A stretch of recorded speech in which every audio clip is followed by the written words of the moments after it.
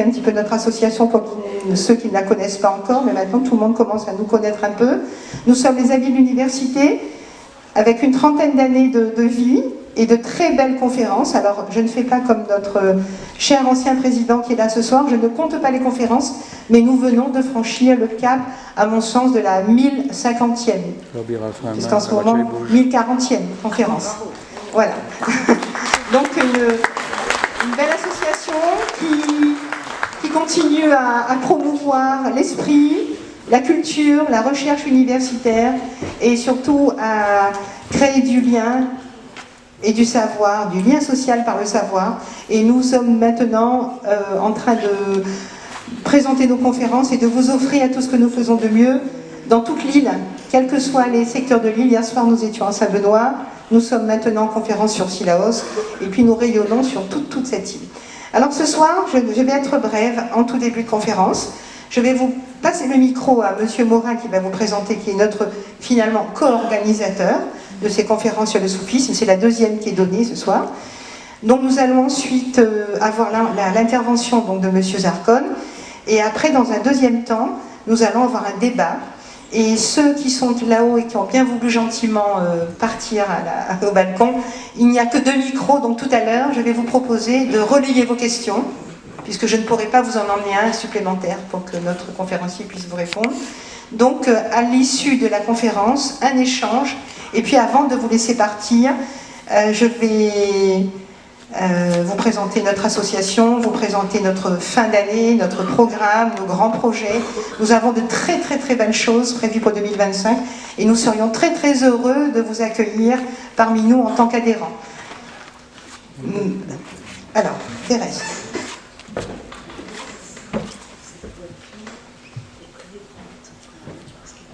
Alors, il y a une Kia immatriculée DX 410 DS qui est en train de bouger toute seule parce qu'il n'y a pas de frein à main. Si vous pouviez la stopper maintenant, ce serait pas mal. Je ne sais pas qui elle est. Merci. Voilà. Il y a de la place encore devant. Monique, Elisabeth. Je passe donc la parole à Francis Morin et avant de passer aux choses sérieuses, je crois qu'il faut infiniment les applaudir parce que c'est un immense cadeau qu'ils nous offrent ce soir.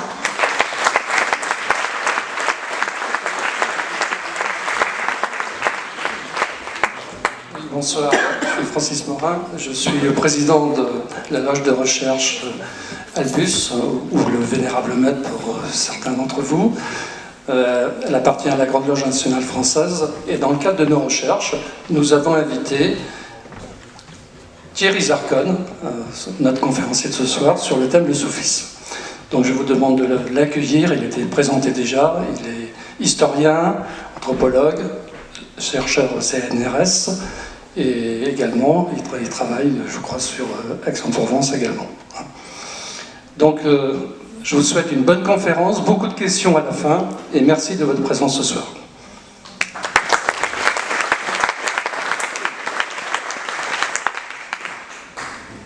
Je fais un premier contrôle, est-ce que vous m'entendez bien? Oui.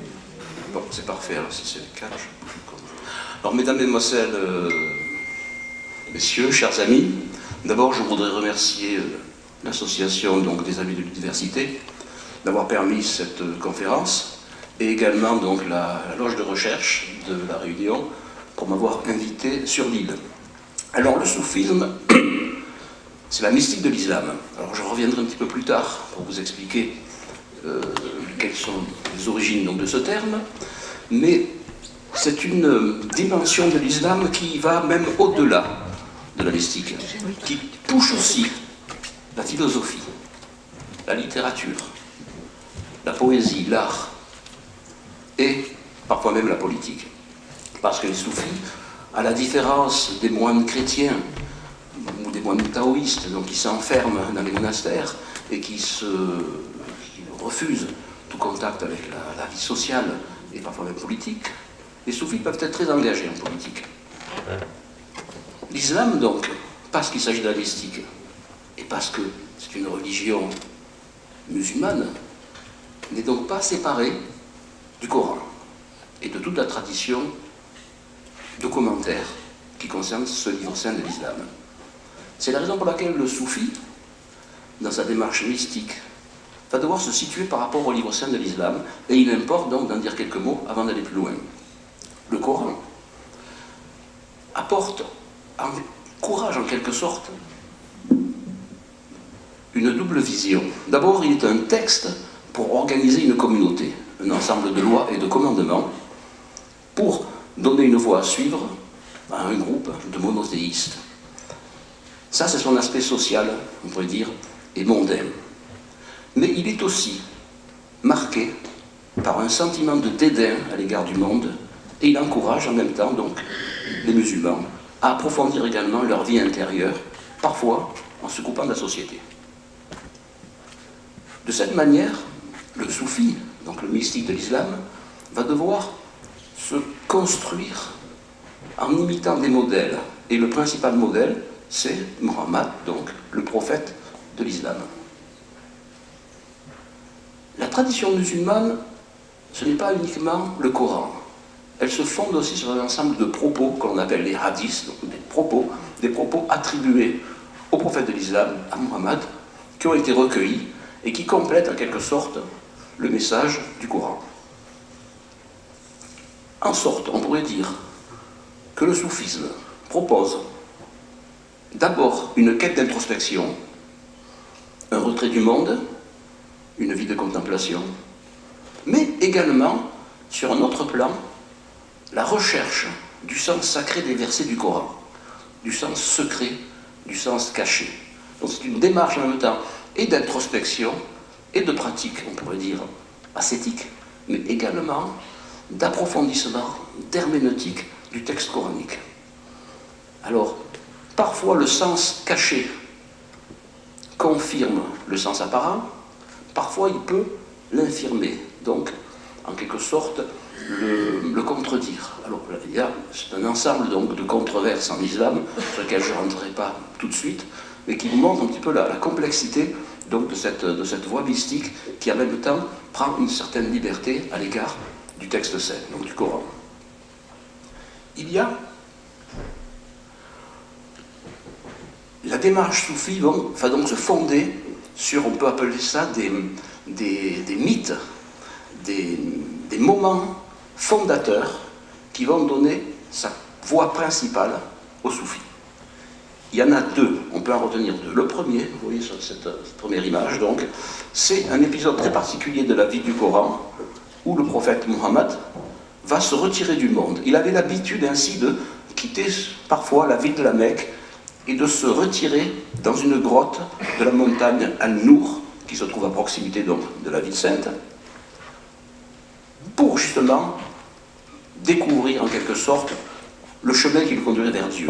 Et c'est dans cette grotte de la montagne Hira qu'il obtiendra la révélation d'un certain nombre de textes qui constitueront le Coran. Donc, cette révélation de ce grand texte apparaît à ce prophète dans un temps de retrait du monde. Et vous voyez sur cette diapositive, donc le prophète dans la grotte de Hira, ça ne fonctionne pas parce que je me tourne. Et à côté, donc, une photographie qui vous montre l'état actuel de cette grotte. Deuxième moment fondateur. Ces deux moments, comme je viens de vous le dire, vont en quelque sorte organiser toute la vie mystique. Le mystique automatiquement veut reproduire la retraite dans la grotte de la montagne Hira, et de la même manière, dans l'histoire du prophète Mohammed, il accomplit ce qu'on appelle un voyage nocturne de la Mecque à Jérusalem, Jérusalem devenant une ville sainte de l'islam également, comme la Mecque et Médine. Donc il accomplit un voyage nocturne jusqu'à Jérusalem, et de Jérusalem, il se livre là à une ascension, un miraj, le mot arabe est le mot miraj, échelle, donc une ascension jusqu'à un point, un voyage mystique en quelque sorte, où il se trouvera très très proche de Dieu, sans cependant l'atteindre. Et le Coran précise qu'il se trouvera aussi proche donc de Dieu qu'une flèche l'est de son arc. Et ce serait une station que même l'archange Gabriel n'aurait pas pu atteindre. Je précise que je ne vous avais pas dit auparavant, que la révélation dans la grotte de la montagne Hira se fait grâce à l'archange Gabriel. Donc cet épisode fondateur, vous le voyez sur la diapositive, elle se fait chevauchant une créature mi-mule, mi-cheval, que l'on appelle Bourak. Dans cette épopée, on pourrait dire mystique, le prophète va traverser les 7 mondes de la création. Donc là, on a une espèce de cosmogonie, on pourrait dire, de cosmologie coranique qui montre le monde divisé en 7 grandes tranches qui séparent l'homme de Dieu. On retrouvera tout ça ensuite dans les textes philosophiques et mystiques du soufisme. Cette expérience, donc cette ascension, deviendra l'archétype de toute expérience spirituelle et sera même interprétée comme un symbole de la mort initiatique. Parce qu'en quittant le monde des hommes et en remontant, on pourrait dire, vers un monde éthéré et subtil, le prophète accomplit un cheminement vers la mort, donc un cheminement vers le monde des esprits.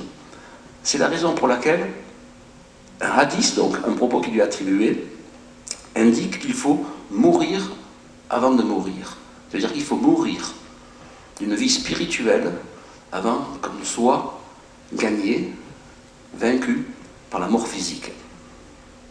Alors on dit que le prophète Mohammed serait le seul à avoir accompli, les traditions le disent, cette ascension avec son corps. Par la suite, les soufis qui vont l'imiter ne pourront l'accomplir qu'en esprit. Encore un point donc sujet à controverse dans la tradition musulmane. Précisons que le rocher d'où va s'élever Mohammed, selon le Coran, qui se trouve donc à Jérusalem, porterait son empreinte de pied, et il a été par la suite recouvert d'un dôme doré, vous le voyez sur la photo, c'est le fameux dôme du rocher à Jérusalem, qui est le 3e lieu saint donc de l'islam. Mais dans la tradition juive, c'est le rocher où Abraham aurait sacrifié son fils Isaac. Concernant le premier épisode fondateur, celui de la retraite dans le monde, dans la grotte Hira, mais également le second épisode fondateur, celui du mirage, donc de l'ascension. Pour vous donner un exemple, les soufis qui vont ensuite ritualiser une partie donc, de cette géographie ou de ces textes saints, et certains d'entre eux vont même repenser, en quelque sorte, mettre en rituel cet épisode du mirage sous la forme d'une danse. C'est la fameuse danse des derviches tourneurs, dont je vous ai montré une première diapositive au début de cette projection. En quelque sorte, si vous préférez, les derviches tourneurs, lorsqu'ils accomplissent cette danse, ne font en fait que remonter le long de ces différents mondes vers Dieu et en redescendre ensuite. Donc si vous voyez la danse circulaire qui se place à l'horizontale, je vous la déplace sur un plan vertical. Donc monter vers Dieu et redescendre vers le monde de la multiplicité, vers le monde. Voilà, si vous préférez, l'explication, on pourrait dire métaphysique, de cette danse.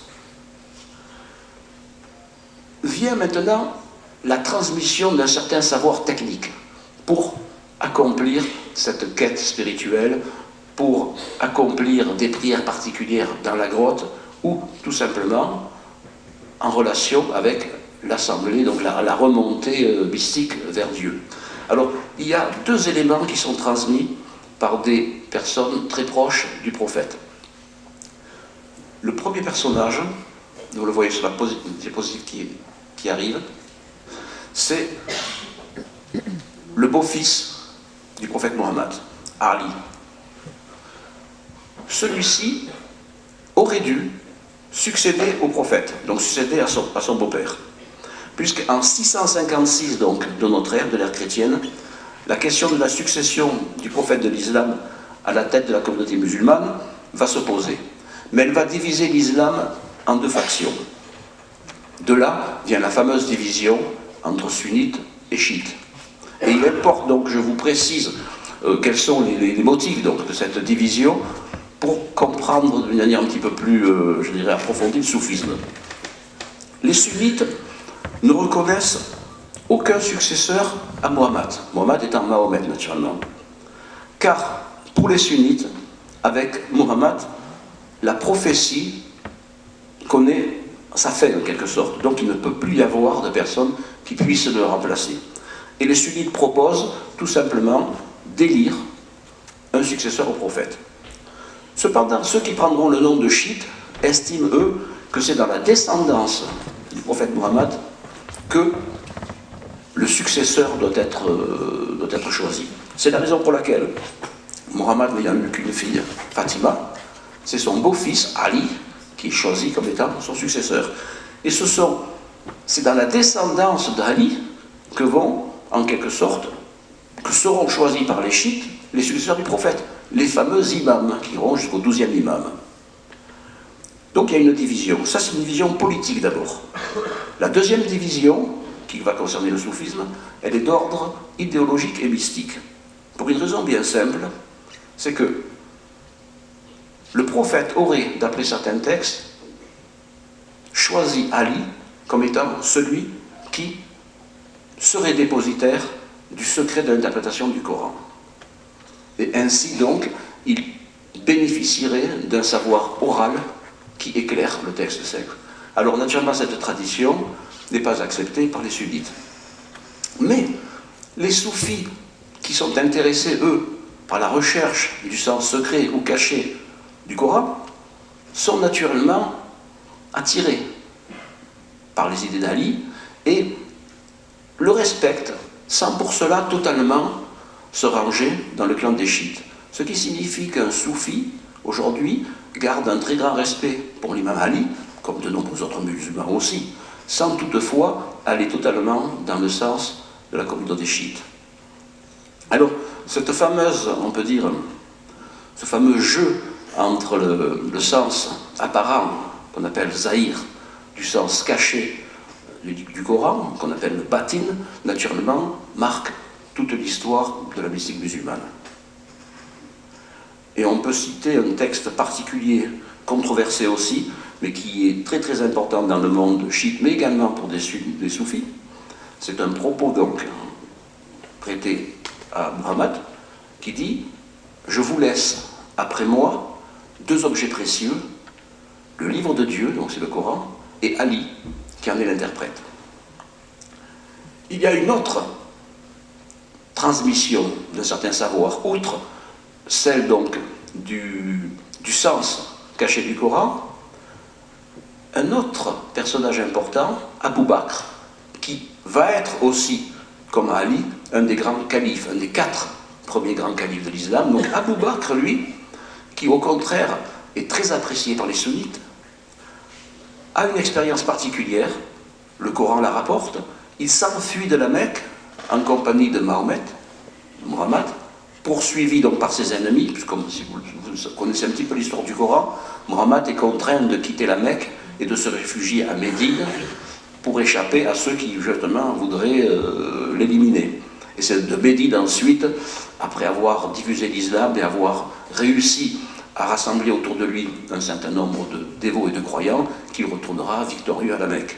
Mais dans le temps donc où Mohammed fuit la Mecque, il s'enfuit avec Abu Bakr et se réfugie, dans la photo, et il se réfugie, ça est passé, non.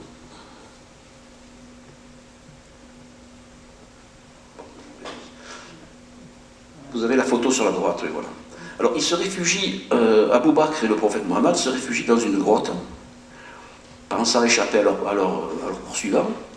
Et à cette grotte, miracle donc coranique, une araignée tisse une toile. Et donc ses ennemis estiment que personne n'a pu pénétrer dans cette grotte et s'en vont. Mais dans cette grotte, que va-t-il se passer? Le prophète va enseigner à Abu Bakr la technique de la prière répétitive, qui sera ensuite reprise naturellement par les soufis jusqu'à aujourd'hui. La prière répétitive, c'est tout simplement une prière, une litanie, ce qu'on pourrait apparenter à un japa dans les yogas par exemple, donc une prière, ou à l'hesychasme dans le christianisme oriental, une prière répétitive conduisant à des états extatiques ou des états de contemplation de plus en plus approfondis. Donc c'est Abu Bakr qui la transmet. C'est ce qui explique que dans les silsilas, c'est-à-dire les chaînes, les généalogies spirituelles du soufisme, j'y reviendrai, les soufis se réclament toujours d'un maître spirituel, lui-même se réclamant d'un autre, etc., jusqu'à Muhammad. Donc dans les généalogies spirituelles des soufis, on trouvera soit Ali, soit Abou Bakr. Ce qui signifie qu'ils vont s'inscrire dans telle ou telle tradition. Alors, je dois d'abord vous dire, avant d'aller plus loin, que vous allez voir combien le soufisme, les soufismes sont divers, combien ils présentent des visages différents selon qu'ils se développent au Maroc, au Moyen-Orient, en Asie centrale, en Inde, en Chine ou en Indonésie. Alors, il y a non seulement cette division sur le plan, vous le voyez, donc, des pratiques et doctrinales, mais il y aura aussi des divisions qui sont liées au contexte d'apparition, aux religions voisines, parce qu'une religion, lorsqu'elle se développe dans un secteur, emprunte toujours aux religions qui se trouvaient autrefois dans la même région, et parfois partage avec les religions voisines un certain nombre de croyances et de pratiques.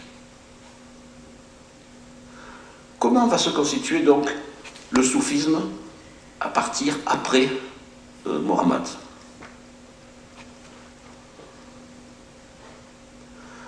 Dans un premier temps, je vais dire les mystiques musulmans, parce qu'on n'utilise pas encore le terme soufi à l'origine. Donc dans un premier temps, ces mystiques musulmans qui s'inspirent du mode de vie de Mohammed sont des mystiques isolés, ou vivent en petits groupes. On se trouve au 8e, 10e siècle. L'émergence des grandes confréries soufis n'apparaîtra qu'au 13e siècle à peu près. Donc ces petits groupes sont des ascètes, on les caractérise du terme de zaïd en arabe, donc ils pratiquent le zoud, c'est-à-dire l'ascèse, le jeûne, la retraite individuelle, en petits groupes ou à l'écart, toujours à l'écart du monde. Ils passent leur temps en récitation continuelle du Coran, en prière. Ils pratiquent donc cet exercice, cette litanie qu'on appelle le zikr, qui signifie en arabe se remémorer, se souvenir, généralement du nom de Dieu. Certains ont même des comportements antisociaux et critiquent les gouvernements injustes. Les plus illustres, vous en avez quelques-uns sur la photo de la diapositive, sont par exemple Hassan el-Basri, qui est mort en 728. Avec un autre mystique, il pose les bases d'une science de l'observation de soi et de l'examen de conscience. Donc on s'achemine vers des techniques introspectives de plus en plus approfondies. Un autre personnage, Ibrahim ibn Adam, qui est mort en 779, est un prince de Balkh. Balkh, c'est la région qui s'apparente aujourd'hui, se rapproche de la zone afghane. Lui, il renonce à son royaume et se retire dans un désert syrien près d'Antioche. On a pu noter, la recherche a pu nous montrer que ces premiers mystiques musulmans ont aussi des échanges avec les moines chrétiens et syriaques qui se trouvent dans la zone donc Moyen-Orient. Ils découvrent le mode de vie des ermites et ils s'en inspirent. Donc il y a des échanges de techniques, de modes de vie. Et c'est en 776, donc vous voyez, 8e siècle, à Koufa, en Irak, qu'un certain Abu Hashim, donc un de ces mystiques, sera le premier à porter le nom de soufi, le titre de soufi, ce qui signifie le vêtu de laine. Alors pourquoi? Parce qu'à l'époque, se vêtir de laine, c'est un signe donc d'humilité, de pauvreté, alors que les hommes avaient plutôt plaisir à se couvrir de coton ou même de soie. C'était ainsi que le voulait d'ailleurs la tradition arabe. Alors ce mot soufi va s'imposer à partir du 9e siècle pour qualifier la plupart de ces mystiques musulmans, mais on connaît d'autres termes. Dans certaines zones, ce sera le terme de fakir, donc le pauvre, le misérable. Il donne d'ailleurs le terme de fakir en Inde. Quand on parle d'un fakir, c'est généralement le mystique musulman à l'origine, donc il a inspiré. Mais dans d'autres régions, on va utiliser, dans le monde par exemple persan et en Centrasie, le terme de derviche, qui aussi traduit l'idée de pauvreté, de totale soumission à Dieu et parfois d'errance. Marque aussi les débuts du soufisme. On se trouve entre le 10e et le 11e siècle. Ce sont Bistami, c'est celui qui se trouve sur la gauche, et Junayd. Alors, ces deux montrent encore la diversité et la variété de la mystique musulmane. L'un, Bistami, est caractérisé par la notion d'ivresse, parce que lui, la contemplation de Dieu le conduit à une forme d'ivresse, on pourrait presque dire d'extase, alors que le second, sur la droite, lui met à l'avant la sobriété de sa pratique, c'est-à-dire la conduite d'une extase mesurée, c'est même plus une extase, la conduite d'une méditation mesurée, sobre, contrôlée, sans aucun mouvement désordonné. Donc ce sont deux formes différentes, mais tous deux en même temps convergent vers un même point. Par exemple, Junaid, qui était basé lui à Bagdad, indique « Nous n'avons pas compris le soufi grâce à du bavardage et des mots, mais grâce à la faim et au renoncement au monde. » Bistami, lui, qui se trouve plutôt dans la zone persane, rapporte quelque chose de très important, et vous allez voir la place que sa remarque va avoir ensuite dans l'histoire du soufisme. Il nous dit que l'homme qui n'a pas de maître spirituel, Satan est son maître. C'est-à-dire que dans une démarche spirituelle, l'absence d'un guide vous remet en quelque chose, vous abandonne entre les mains du mal. Alors cela va insiste et montre l'importance donc que le maître spirituel va remplir dans le soufisme. Et comment ces maîtres spirituels vivants sont des saints vivants et à leur mort connaissent une vénération et des pèlerinages extrêmement importants sur leur tombeau.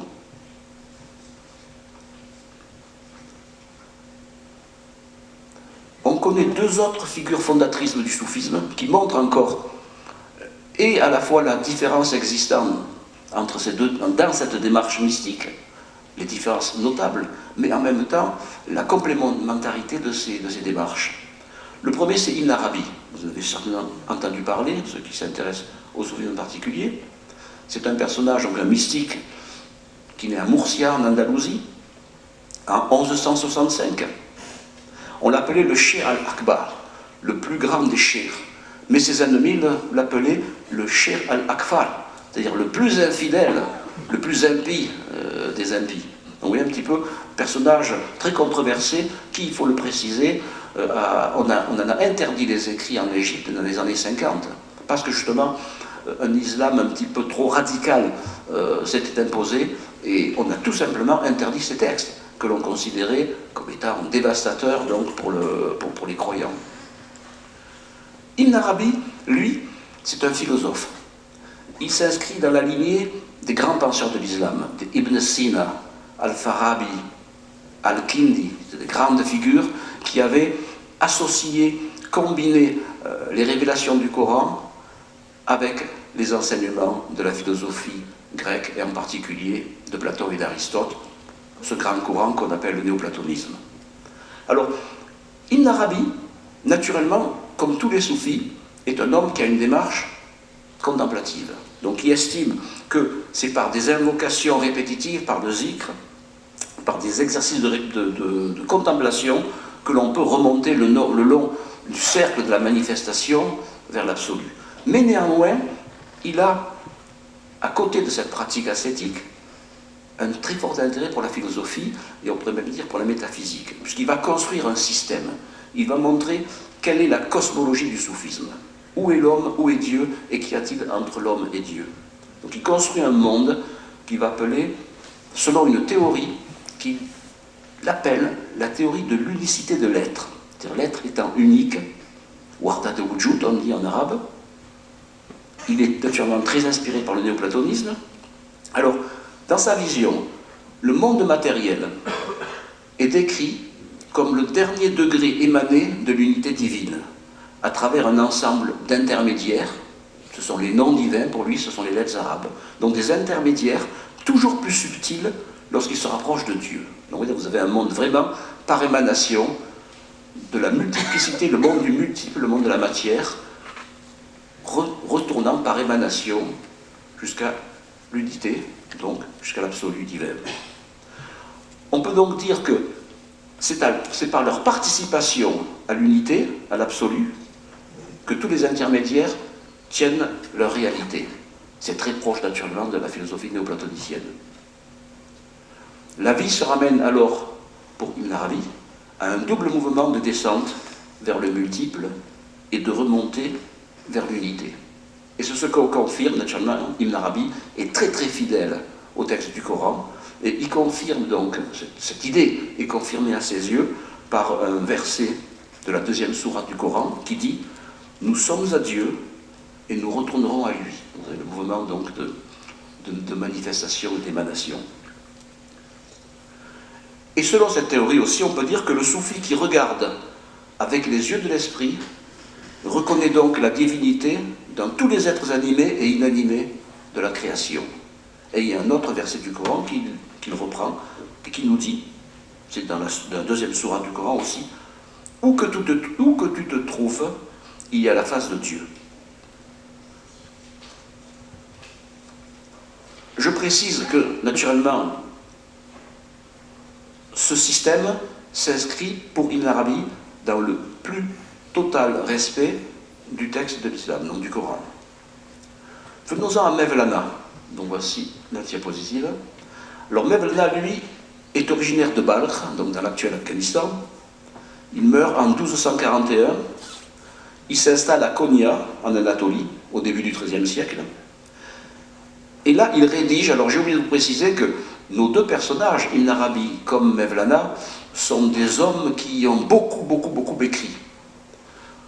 Le commentaire, je crois, si je me retrouve dans les détails, le nombre de pages, le grand texte, l'opus magnum donc, de Ibn Arabi, qu'on appelle les Illuminations de la Mecque, et qui traite de tout le savoir islamique, comprend 37 volumes de 500 pages chacun.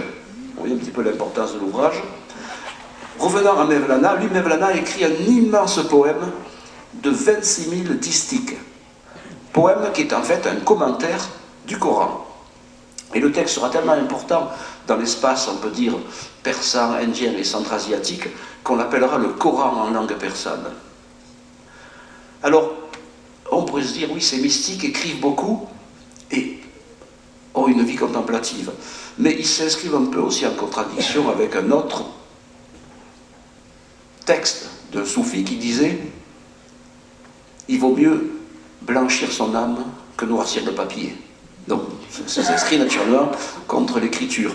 Mais pour ces personnages-là, la vie mystique et donc le blanchissement, on pourrait dire, la purification de l'âme était conduite en même temps que l'écriture de textes saints. Alors, Mevlana, lui, même si sa pensée est très proche d'Ibn Arabi, il a la même vision du monde, étagé, manifestation, intermédiaire, monde intermédiaire entre l'unité et le monde de la matière, mais lui, il n'est pas très philosophe. Il s'exprime plutôt par la poésie, par les métaphores. Il met à l'avant plutôt l'amour de Dieu à travers la création, un amour de l'unité, une passion pour la reconquête du paradis ou de la patrie perdue. Pour Mevlana, par exemple, le Dieu unique se dissimule derrière la multiplicité de ses formes illusoires. Donc, comme Ibn Arabi, il estime aussi que l'homme est le dernier élément d'une longue chaîne d'êtres qui sont émanés depuis l'unité. Mais cette manifestation, au lieu de la concevoir comme Ibn Arabi, comme un fait métaphysique, le monde est ainsi, lui, il la vit avec émotion. Il la conçoit comme une séparation douloureuse, et pas comme un fait, tout simplement, philosophique que l'on doit accepter. Il la conçoit comme une séparation douloureuse, il la conçoit sur un mode dramatique. Il estime que la créature humaine a été arrachée de sa patrie originelle, donc où il vivait on peut dire, en communion avec Dieu, et qu'il doit donc s'employer à reconquérir, on peut dire, cette patrie originelle à travers une série d'épreuves et de souffrances qui vont le conduire aussi à une mort mystique, mais à une renaissance spirituelle, puisque la mort mystique, la mort volontaire, est toujours suivie d'une deuxième naissance, comme le disait le Soufi, donc d'une naissance initiatique, d'une renaissance spirituelle. Et l'image donc de cette souffrance de l'homme coupé de sa patrie, il la marque, on dirait, il l'illustre dès les premiers vers de son grand poème, lorsqu'il nous parle de la flûte. Et c'est la raison pour laquelle aussi on retrouve le chant de la flûte dans la fameuse danse des derviches tourneurs. Et il nous dit de la flûte, il nous dit que le chant de la flûte, c'est un chant de douleur de ce bout de roseau qui a été coupé. Il a été coupé, en quelque sorte, de sa patrie originelle, il a été coupé de la terre. Donc, c'est l'image de la créature coupée de son paradis, en quelque sorte. Et le vers, d'ailleurs, le premier vers, c'est « Écoute cette flûte qui se lamente ».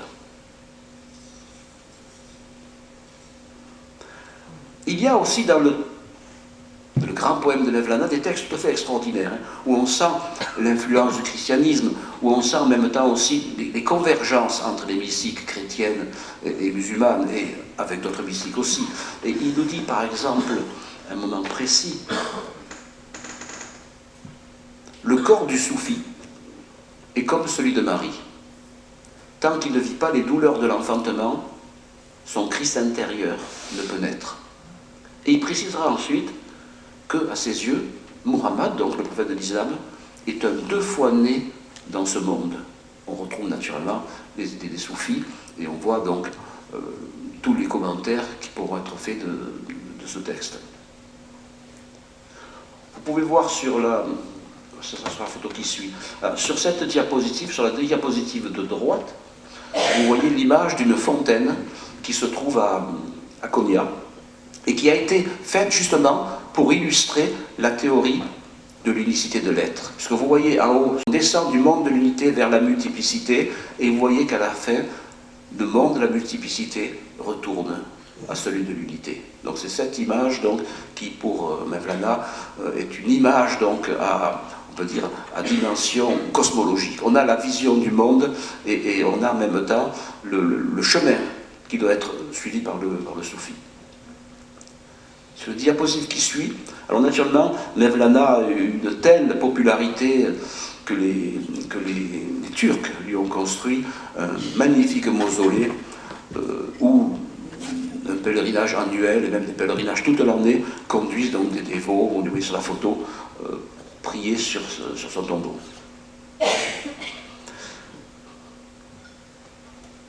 Cela donc, cette image qui vous montre la dévotion que des musulmans ont pour un saint homme, donc un soufi, et surtout pour son corps, pour son tombeau, montre l'importance donc des chers soufis, même après leur mort. Donc, pendant leur vie, ils sont des guides, ils enseignent un certain nombre de techniques à des disciples. On verra ensuite de quelle manière ils vont donc, en quelque sorte, s'agréger ses disciples, par quel type de rite. Mais ces personnages-là, en même temps, quand ils sont morts, continuent d'une certaine manière à guider les vivants qui peuvent demander leur intervention auprès de leur tombeau, qui peuvent essayer, dans des rêves, d'obtenir ses conseils ou sa guidance. De là l'importance, comme je vous l'ai dit au début de cette conférence, que les maîtres spirituels, et surtout les maîtres spirituels décédés, donc les saints, ont dans le monde musulman. Puisque ces mausolées de saints, on les rencontre du Maroc jusqu'à l'Indonésie, et en très très grand nombre. Ces saints, donc, soufis, sont des intercesseurs entre les hommes et Dieu. Alors la notion d'intercession est très controversée aussi en islam, puisque l'islam le plus radical s'y oppose totalement, estimant qu'au nom du monothéisme, il ne peut y avoir d'intermédiaire entre Dieu et les hommes. Alors le culte des tombeaux est important parce que, outre le fait de demander une direction spirituelle à un saint défunt, certains se rendent aussi sur un tombeau pour obtenir un miracle, pour obtenir une aide contre une maladie par exemple, ou une aide dans une vie de douleur par exemple. Donc il y a tout un ensemble, on retrouve la même chose, les mêmes phénomènes que l'on trouve aussi dans le culte des saints en chrétienté. Alors ces saints, en voici quelques portraits, très rapidement, pour vous montrer qu'aujourd'hui encore, certains sont décédés, l'un est décédé il y a peu, celui comme ça sur la gauche, mais d'autres, que ce soit au Kazakhstan ou en Chine dans un cas particulier, continuent alors maintenant avec l'expansion du soufisme à avoir de très très grandes communautés de fidèles donc qui les entourent. aussi une autre photo qui vous montre l'importance que l'on va donner à ces grands mausolées, richement donc construits avec des architectures tout à fait étonnantes donc, dans les différentes parties du monde musulman. Ici, sur la photo de gauche, c'est à Multan, au Pakistan. Mais naturellement, les partisans donc, du culte des saints vous diront qu'ils ne font là qu'imiter un modèle existant, qui est celui du tombeau de Muhammad à Médine, que vous avez sur la diapositive à droite, en haut. Donc, tombeau de Muhammad à Médine, où, généralement, tous les musulmans qui accomplissent le pèlerinage à la Mecque vont aussi. Donc, il est d'usage de se rendre pour prier aussi auprès du tombeau de Muhammad à Médine, qui donne en quelque sorte leur légitimité à tous les autres tombeaux de saints du monde musulman. Vous avez une autre gravure populaire qui montre aussi l'importance toujours donc de ces saints. Là, on a représenté 6 saints très importants, 5 soufis très importants du monde indien et même d'Irak. Et vous notez que dans leur dos, vous avez une représentation du tombeau particulier, du mausolée, où ont lieu des pèlerinages auprès de leur tombeau. Alors il importe de préciser aussi que les femmes poursuivent aussi une carrière soufie. Il y a aussi des femmes soufis. Elles ne sont absolument pas écartées de cette voie, au contraire. Et elles ont aussi des modèles particuliers à imiter, qui sont Marie, tout simplement. C'est la seule femme qui est citée dans le Coran. Considérée comme une figure exemplaire, avec une autre femme qui n'est pas citée dans le Coran, mais qui le sera beaucoup dans la suite, donc dans la tradition musulmane ensuite, c'est Fatima, donc la fille du prophète Muhammad, et l'épouse d'Ali. Donc ces deux femmes sont l'objet d'une très grande vénération par les musulmans, et les soufis surtout, et naturellement, elles sont le modèle exemplaire donc, de la vie contemplative suivie par des femmes. Des femmes soufis donc apparaissent très tôt en Irak, à Bassora, en Syrie aussi, également en Iran, autour de Nishapur, sur la frontière afghane. Elles sont en majorité d'origine persane, alors elles vivent en célibataire, à l'écart du monde, où, comme les hommes soufis, elles se livrent à la prière permanente, aux privations de sommeil, donc tout un ensemble de techniques que l'on connaît aussi dans le monachisme chrétien, par exemple, et dans d'autres traditions mystiques. Certaines d'entre elles passeraient même leur vie à pleurer, puisque les pleurs sont considérés comme conduisant à l'extase, jusqu'à en devenir aveugle, dit-on. L'une d'entre elles, c'est Rabia el-Adawiya, qui meurt en 801 à Bassora, en Irak, dans l'Irak actuel. Là, vous avez quelques images, gravures et miniatures de ces femmes. Donc celle-ci, Rabia, elle est sur la diapositive de gauche en haut. C'est vraiment l'image, on pourrait dire, emblématique du soufisme féminin. C'est une esclave qui est libérée par son maître qui est impressionné par sa ferveur religieuse. Et elle devient célèbre, d'ailleurs, après avoir déclaré on peut dire, dans un texte poétique, un credo tout à fait exceptionnel. Elle dit qu'elle n'adore pas Dieu par peur de l'enfer, ni par désir du paradis, mais par pur amour. Alors elle sera louée par les plus grands soufis comme une Arabi, et comme je l'ai dit, elle incarnera par la suite vraiment le modèle idéal du soufisme féminin. Vous avez, alors je ne rentrerai pas dans les détails, mais vous avez d'autres femmes aussi qui jouent des rôles très importants dans des confréries. Bon, généralement, vous avez des confréries, les confréries ne sont jamais mixtes, parce que c'est la mixité, donc on pourrait dire qui fait problème en islam, mais hommes et femmes pratiquent parfois des exercices, mais de manière séparée, hommes et femmes soufis. De la même manière, dans certaines confréries, vous le voyez sur la photo donc, de gauche en bas, on a même des couples qui sont initiés dans une confrérie, c'est la confrérie des Bektashi en Turquie. Mais, comme je l'ai dit, dans la plupart, d'une manière générale, c'est toujours de manière séparée que hommes et femmes vont cheminer. Dans la mesure où, ont établi les soufis, ils doivent recevoir des enseignements distincts qui correspondent à leur émotivité et leur manière de voir le monde qui ne sont pas tout à fait les mêmes. Donc, ce sont des cheminements qui ne sont pas les mêmes. J'en viens maintenant à un point, je dirais, plus d'histoire, je dirais, des rituels, des pratiques. C'est comment les soufis vont mettre en rituel les mythes et les enseignements de Muhammad. Et comment ils vont mettre en rituel, tout simplement, les événements fondateurs que je vous ai montrés. Ces rituels sont nécessaires parce que ces rituels sont une manière de transmettre un enseignement, dans ce cas particulier. Et les rituels seront des rituels de réception, d'initiation dans une confrérie, et en même temps, des rituels intermédiaires de progression à l'intérieur donc de cette même confrérie. Alors la première, on peut dire le premier rituel le plus important, il s'inspire d'un autre événement fondateur dans l'histoire de l'islam, c'est tout simplement le serment d'allégeance que les premiers musulmans feront à Muhammad, ce qu'on appelle la baya ou le had.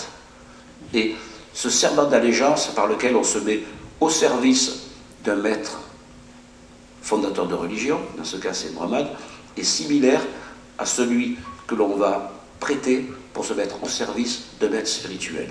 Le maître spirituel, à ce moment-là, transmet un enseignement initiatique. Généralement, c'est la technique de répétition de la prière répétitive, donc du zikr. Alors, vous le voyez sur cette première diapositive.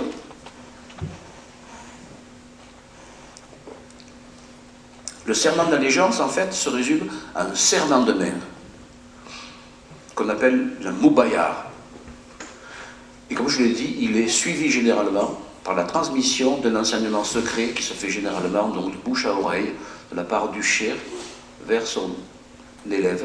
Et ce sont, d'une manière générale, la manière de répéter donc les prières, mais ce sera aussi, je vous montrerai un exemple par la suite, quels sont les points du corps sur lesquels il faut méditer ou quelles sont les techniques particulières de contemplation, voire de respiration liées à des formes de prière.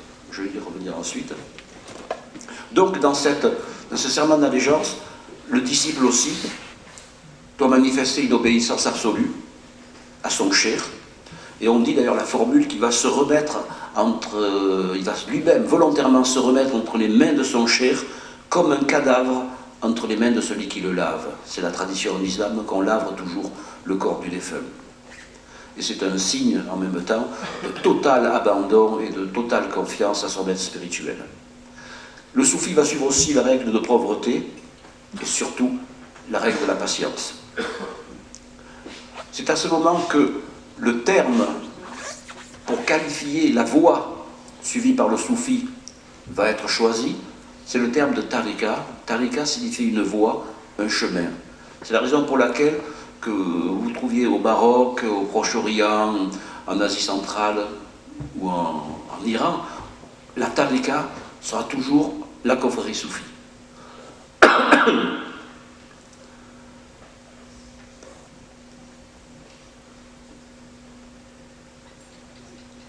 Voilà, vous avez d'autres diapositives, l'une une photo, l'autre un dessin qui vous montre donc cette fameuse cérémonie donc, de serment de main. Le dessin donc, a été accompli par un de mes collègues artistes auquel j'ai décrit une cérémonie à laquelle j'avais assisté et qu'on ne photographie pas naturellement, mais au-dessus c'est une photographie qui a été prise par des photographes à l'époque, tout début de l'époque soviétique. Il y a maintenant un ensemble d'éléments dont le soufisme auquel le soufisme donne un grand développement, c'est la symbolique. Alors cette symbolique, elle existe en islam, mais elle n'est pas développée autant qu'on peut le voir dans le soufisme. Et vous allez voir pourquoi. Il y a un certain nombre donc d'éléments, de vêtements, qui vont devenir, on peut dire, des éléments, des symboles qui légitiment le fonctionnement et la démarche soufie. Alors naturellement, c'est toujours dans la tradition la plus pure de l'islam, et là, dans l'imitation du prophète Mohammed, que l'on trouve la première inspiration de cette symbolique vestimentaire. Dans cette diapositive, vous voyez trois éléments essentiels. Un manteau, c'est le manteau du prophète, son turban et un bâton. Le manteau est fondamental dans le soufisme, Le Coran nous dit d'ailleurs que c'est juste après la révélation donc, du Coran dans la montagne Hira que Muhammad va s'envelopper d'un manteau. Et on l'appellera l'homme couvert d'un manteau. De la même manière, dans la tradition juive et musulmane ensuite, l'usage est de se couvrir le visage avec un manteau ou un tissu au moment de la prière et au moment de la pratique des exercices donc, du zikr contemplatif. Donc le manteau est important au point que on peut dire, la remise du manteau par un cheikh à son disciple est le symbole même de l'initiation, en plus donc du serment de main. Il y a un ensemble de gestes symboliques comme ça qui vont s'accomplir dans le moment où un cheikh soufi choisit un élève. Voici donc quelques dessins.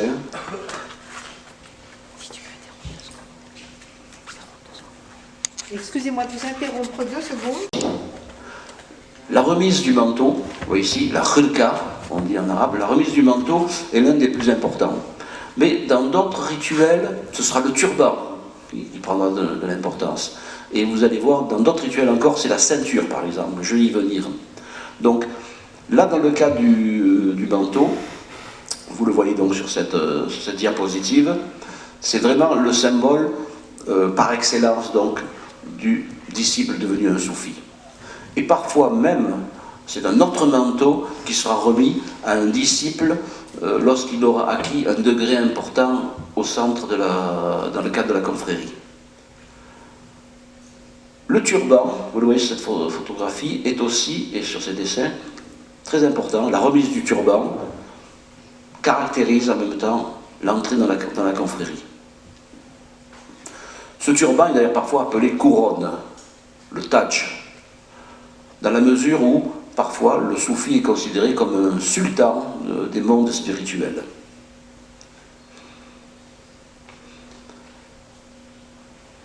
La canne, ou le bâton, alors là est totalement issu de la tradition donc vétérotestamentaire, c'est le bâton de Moïse, donc c'est le bâton qui fait des miracles, c'est le bâton par lequel s'exprime la volonté et la puissance de Dieu. Et vous voyez sur les images, en particulier sur l'image de droite, c'est un bâton donc, qui détourne les rivières, qui accomplit de grandes choses. Donc la transmission du bâton est aussi un symbole important. Il fait aussi la légitimité du soufi. C'est la raison pour laquelle souvent les soufis sont représentés portant un turban particulier, propre à leur confrérie. Naturellement, les turbans sont très différents selon les confréries, avec des symboliques aussi particulières qui sont inscrites donc sur le tissu, brodées sur le tissu, mais également avec un bâton et un manteau.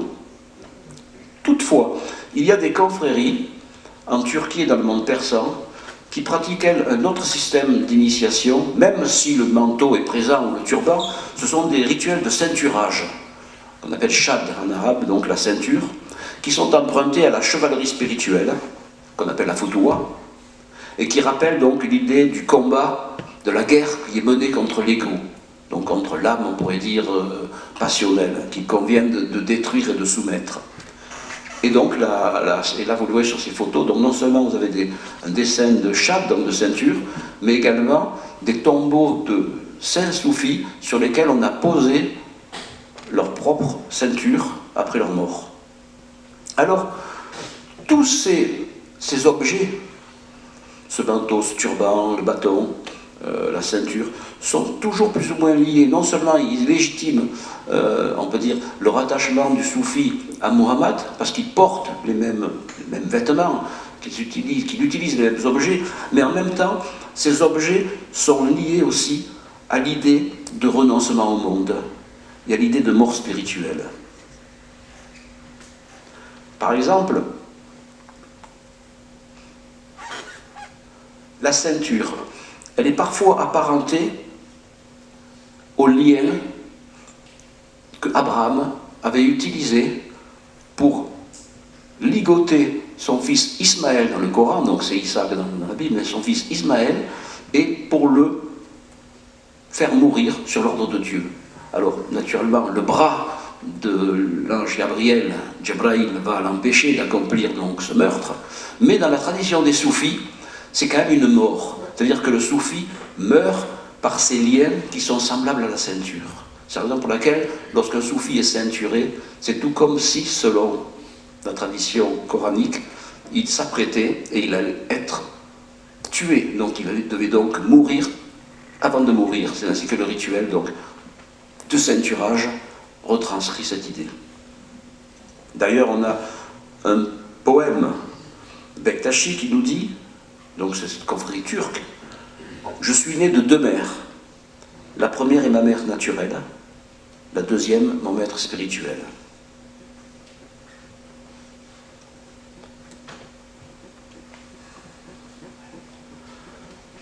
Mais finalement, au centre de la pratique du soufisme, on a vu les symboliques, les rituels. Les symboliques, la symbolique et les rituels sont là pour rappeler aux soufis quelle est la voie qu'il faut suivre. La nécessité de mourir d'une mort volontaire pour connaître un monde spirituel avant de mourir. Mais il y a aussi la technique. Quelle est la technique utilisée?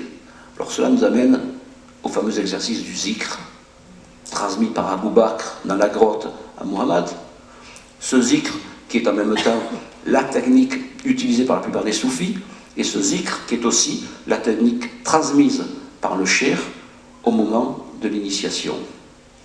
Alors, comme je vous l'ai dit, cette répétition, cette invocation répétitive, on peut l'appeler ainsi, le zikr de l'arabe zakara, donc se souvenir, se rappeler, s'apparente à des exercices que l'on trouve dans d'autres traditions religieuses mystiques.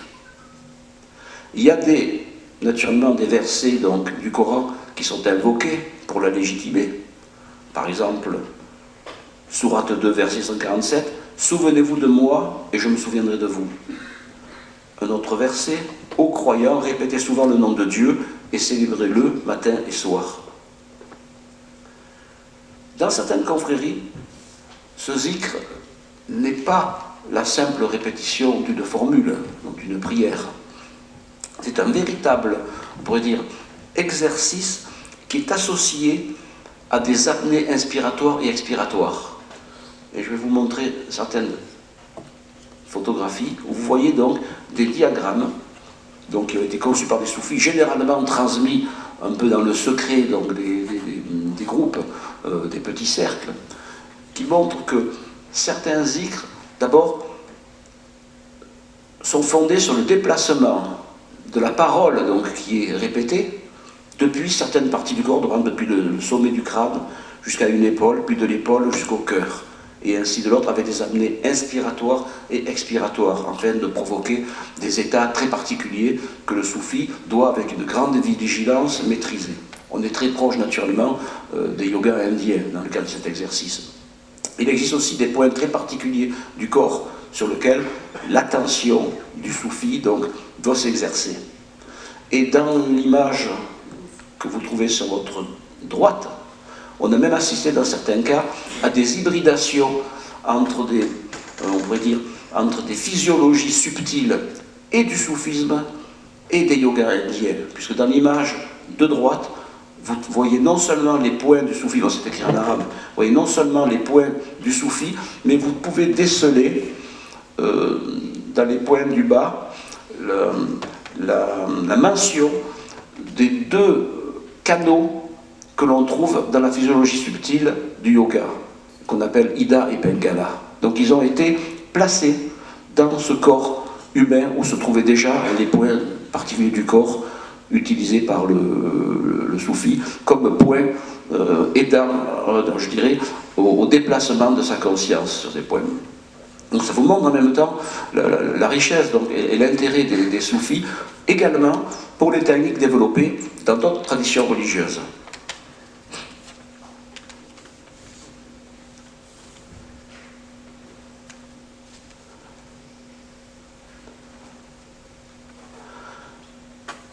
La danse n'est pas une danse en fait, la danse des soufis. La danse des soufis, il faut la concevoir comme un zikr en mouvement, donc comme une prière répétitive qui se fait dans un mouvement. D'ailleurs, un de mes collègues avait nous indiqué que la danse commence avec le petit doigt qui commence à s'agiter, ou un pied qui commence à bouger. Le mouvement de danse commence et ensuite il va se codifier à un ensemble particulièrement esthétique, conformément à une chorégraphie tout à fait étonnante et en même temps très riche. Et là, voilà comment, on peut dire, un début un peu mythique de la danse des derviches tourneurs, que vous pouvez voir sur cette diapositive.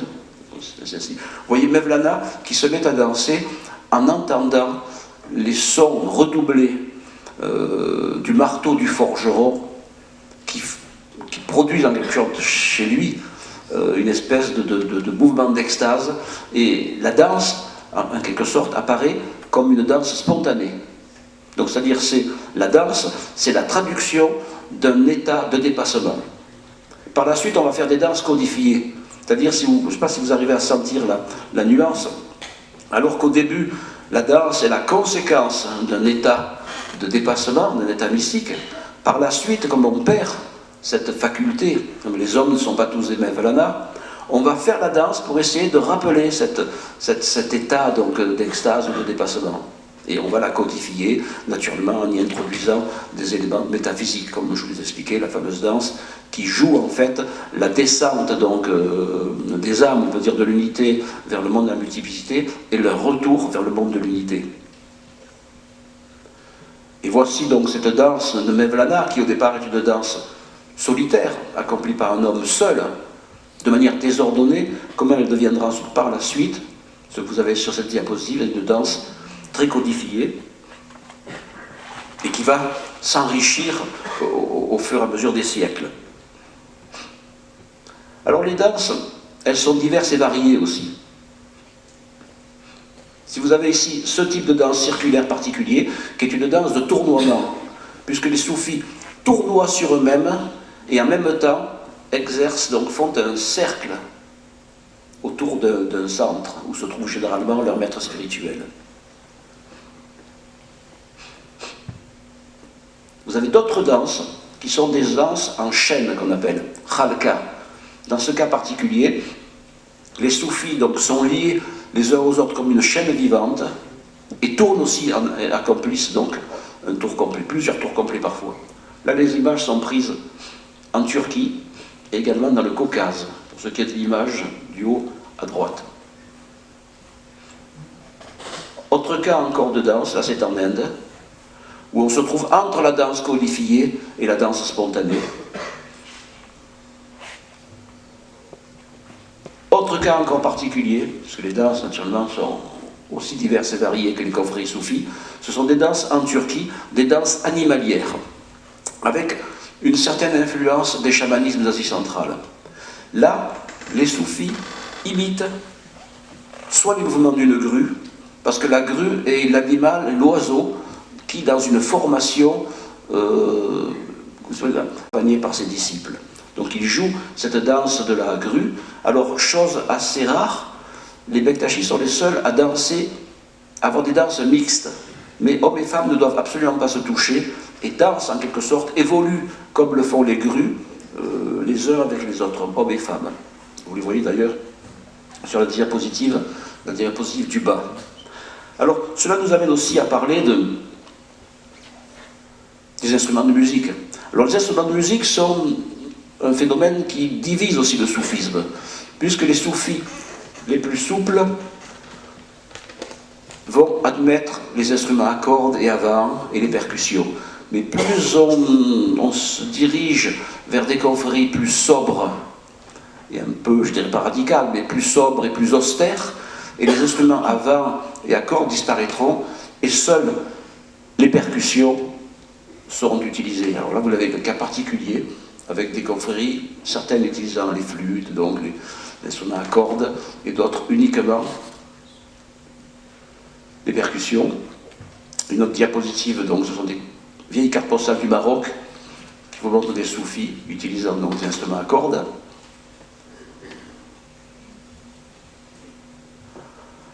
Une autre technique utilisée par les soufis, qui rappelle naturellement la retraite de Muhammad dans la grotte Hira de la Mecque, et le retrait du monde, qui commence, vous voyez, soit par des retraites, soit par des ermitages dans des troncs d'arbres creux, soit tout simplement dans des sections maçonnées à l'intérieur d'un couvent soufi. Elles ont aussi des formes très très différentes. Et dans cette retraite, les soufis aiment à se répéter un adage d'un mystique soufi du IXe siècle qui disait « peu manger, peu parler, peu dormir ». Le nom qui est donné d'ailleurs à ces salles de retraite, vous en voyez d'autres exemples ici, à la fois au Xinjiang, en haut à gauche, et à droite en Syrie, ce sont les noms de Arba'in, c'est-à-dire 40 en arabe, ou Chilla, qui a le même sens, Chehel en persan, c'est-à-dire 40. 40 pourquoi 40 jours de retraite coupés du monde.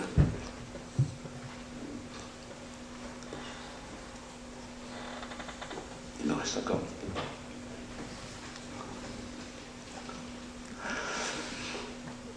Il faut aussi parler d'un point important. Je vous ai parlé souvent de danse extatique, de doctrine de l'extase, etc.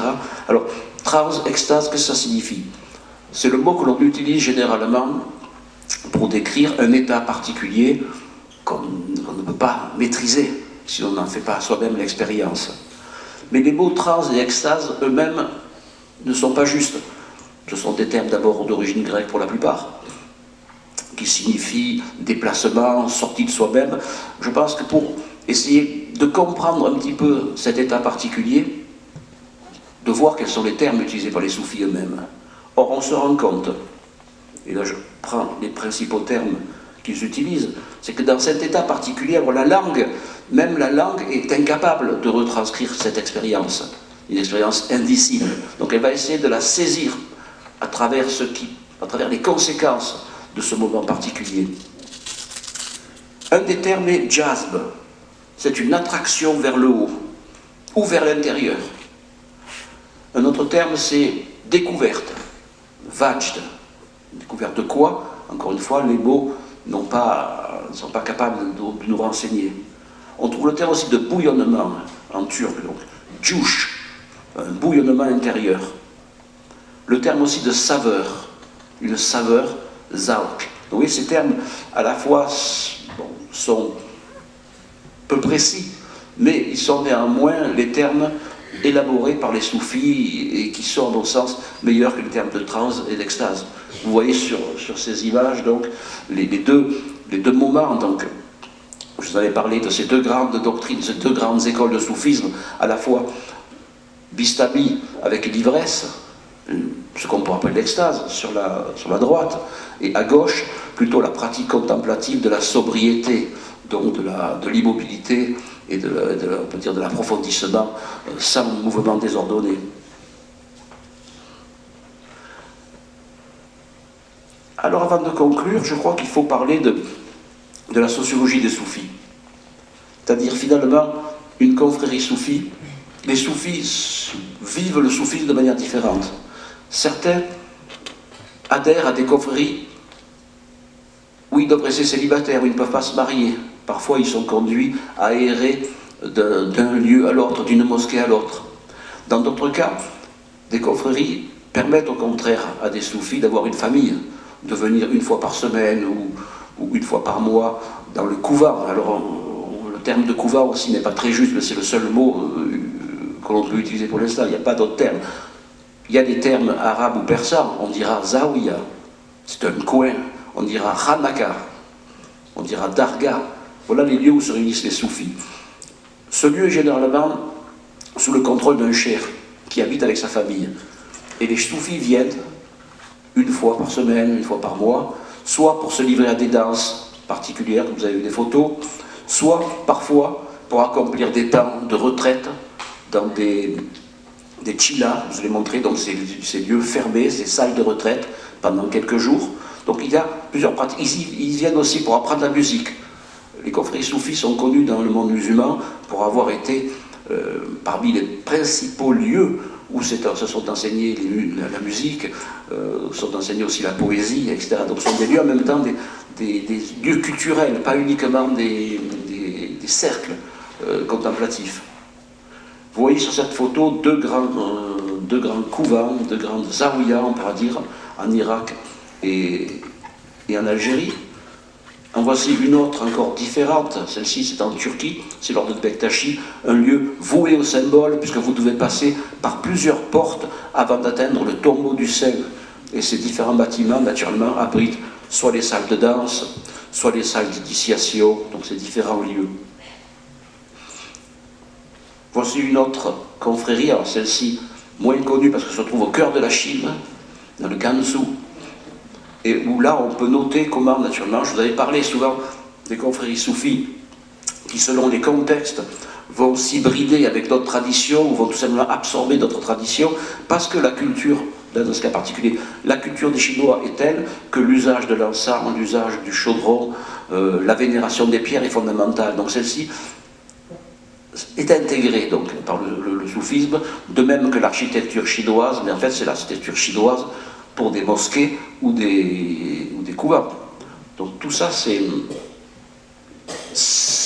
repris, remanié, repensé dans le soufisme et dans la confrérie. Voici deux images qui vous donnent une idée donc, de type de rituels qui s'accomplissent à l'intérieur donc, de Zaouïa ou de Radaka soufi. Bektashi sur la gauche et confrérie non identifiée sur la droite, dans le monde arabe très sans doute.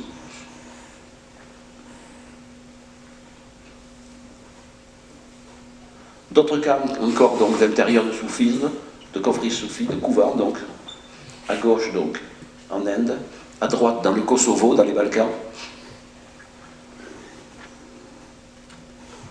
Donc cette vie en fait, si vous préférez, avec le développement des confréries qui vont parfois accueillir des milliers de membres, ce sont des organisations qui vont se complexifier. Le soufisme est vraiment institutionnalisé. En quelque sorte, il va connaître la complexité, la bureaucratie des grandes organisations. Il sera soumis aux taxations par certains États. Ils ont une économie, il faut en même temps nourrir des soufis qui se rassemblent par exemple par plusieurs centaines à certains moments. Donc il y a toute une complexité qui apparaît et bon, qui nous éloigne un peu de la vie du soufi un petit peu coupé du monde, mais ces formes de soufisme-là existent aussi à côté de ces grandes structures, de ces grandes confréries. Alors je vous ai dit au début de cette conférence, et ce sera au niveau de la conclusion, que le soufisme aussi développe à côté, alors que les confréries soufis ne sont pas uniquement des lieux de vie contemplative, des lieux où se cultive la musique, la poésie, la littérature. Ce sont des lieux aussi où vont se développer des formes d'art tout à fait particulières parce qu'elles bénéficient d'un contexte où on va parfois assouplir certains interdits du Coran, on va un petit peu fouiller dans des directions différentes que la culture musulmane n'a pas toujours accueillies, et ce qui nous donne des formes d'art tout à fait stupéfiantes, comme ici le cadre des Bektashi en Turquie, où on utilise naturellement pour ne pas déroger donc, à l'interdit de l'art figuratif en islam, on va utiliser les lettres donc, pour dessiner, pour représenter par exemple des symboles des oiseaux qui ont une place particulière dans les hagiographies de certains saints par exemple. Dans l'image qui suit, on voit comment on utilise aussi de manière tout à fait très riche la puissance des lettres. Alors naturellement là on revient aussi à cette doctrine d'Ibn Arabi dont je vous ai parlé, que c'est en connaissant les lettres que l'on connaît l'homme et que c'est en connaissant de manière approfondie l'homme que l'on peut connaître son créateur. Dans l'image, dans le bas à droite, c'est tout simplement le nom de Ali. Pour ceux qui peuvent lire l'arabe, vous pouvez tout simplement reconnaître Ya Ali. Donc le nom de Ali, comme je vous l'avais dit, celui qui a le secret donc, des versets du Coran, d'après la tradition chiite surtout. Ce que l'on retrouve aussi dans cette image, vous avez non seulement en haut et à gauche un lion à visage humain qui représente aussi Ali, donc une représentation qu'on trouve dans les confréries Bektashi également.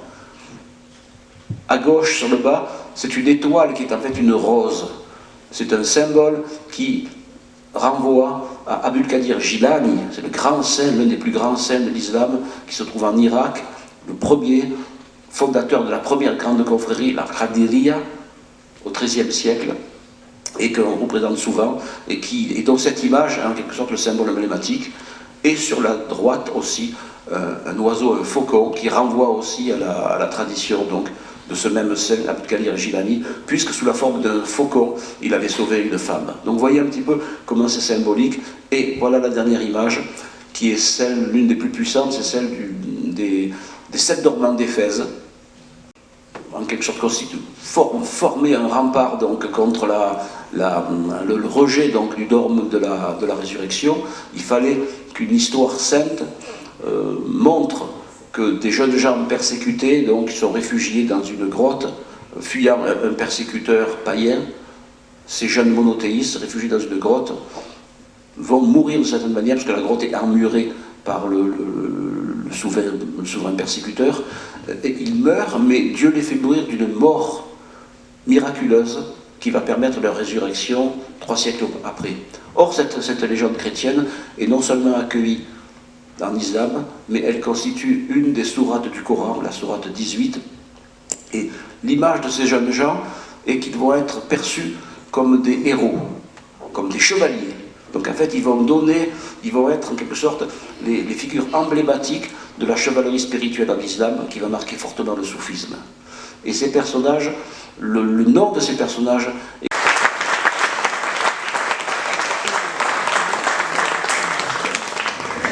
Alors oui, on peut applaudir. Monsieur Zarkon ce soir a été, je dirais, encore meilleur que la semaine dernière. Vous avez retravaillé votre conférence, non? Non, elle était vraiment excellente, très enrichissante comme vous l'avez vu, avec une très bonne approche du soufisme. Alors ce soir, il y a donc évidemment maintenant un débat qui va s'instaurer entre le public et le conférencier. Je remercie aussi d'ailleurs M. Warren qui a été là pour aider M. Zarkon, c'était très bien. Et il y a une petite différence avec la semaine dernière, c'est que mercredi dernier, nous avions demandé s'il y avait des soufis à la réunion. Je vous avais posé la question. Et ce soir, 2 d'entre eux sont dans la salle et vont se manifester tout à l'heure. Donc là, dans un premier temps, je vous propose, comme il n'y a qu'un micro pour le public, eh bien, de vous le passer. Nous entamons le débat. Et puis après, nous arriverons sans doute, si M. Zarkon est d'accord, peut-être d'échanger un petit peu avec les soufis présents de la réunion. Merci beaucoup.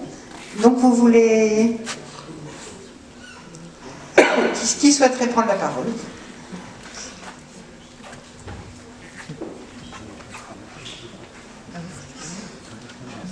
Bonsoir. Alors c'est une question qui va paraître peut-être bête, mais bon, je suis très novice, alors... vous dites que le soufisme, donc c'est la branche mystique de l'islam, et en fait je vous interpelle pour développer un petit peu le mot mystique, c'est-à-dire c'est quoi la différence du coup entre l'islam plus conventionnel et celle-là? Est-ce que le but c'est d'atteindre la transe? C'est quoi qu'on entend à travers mystique? Mais ça reprend un petit peu ce que je vous exposais au début, c'est que le mystique, le soufi par la suite, demande en quelque sorte une vie introspective beaucoup plus importante. Et en même temps, il veut essayer de saisir le sens caché de certains versets du Coran. Donc en fait, il y a une demande à la fois de pratique, je dirais méditative, et également, on peut dire, d'une herméneutique du Coran. Donc c'est sur ces points, donc, on peut dire qu'il se distingue du croyant, donc qui se contenterait uniquement d'appliquer les commandements de Dieu.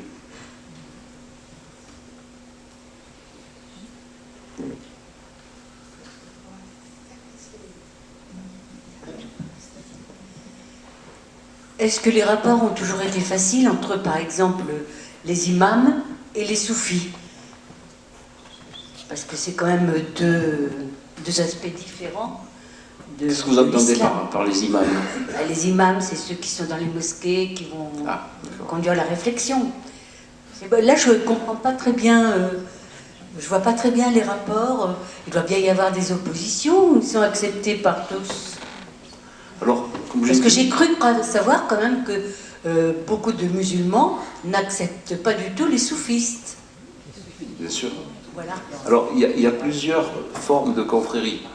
Certaines vont être très proches donc on pourrait dire, de la loi de l'islam, et les autres vont s'en éloigner. Et en fonction donc, des confréries, elles seront plus ou moins bien acceptées par les docteurs de la religion, donc ce que vous appelez les imams, les mollahs, etc. Ils seront plus ou moins bien acceptés par les docteurs de la religion.